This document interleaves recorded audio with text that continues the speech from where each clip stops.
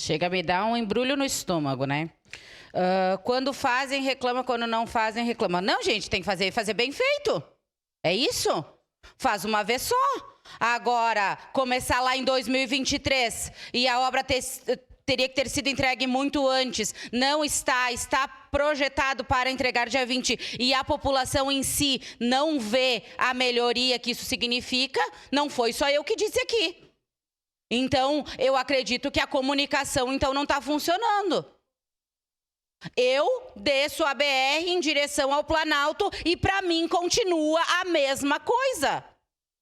Então, eu gostaria de entender, através desse pedido de informação, o que foi feito, o que melhorará e quanto custou. Porque daqui a pouco, gente, essa obra custou, né, o valor de um viaduto.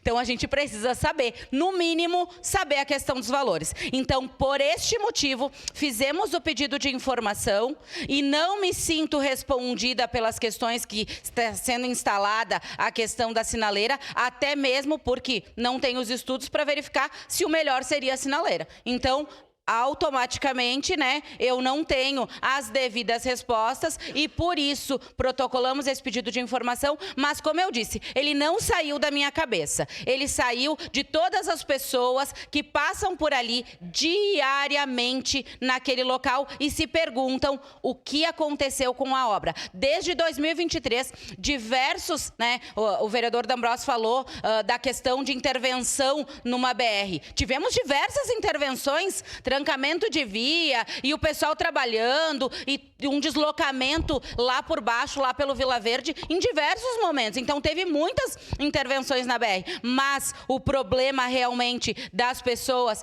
que é a questão da trafegabilidade, a situação da travessia dos pedestres, a gente ainda não enxerga. E por isso esse pedido de informação e por isso que eu peço que os nobres colegas aprovem para que a gente tenha as devidas respostas. Obrigada. Obrigado, vereadora Daiane Mello. Com a palavra para declarar o voto,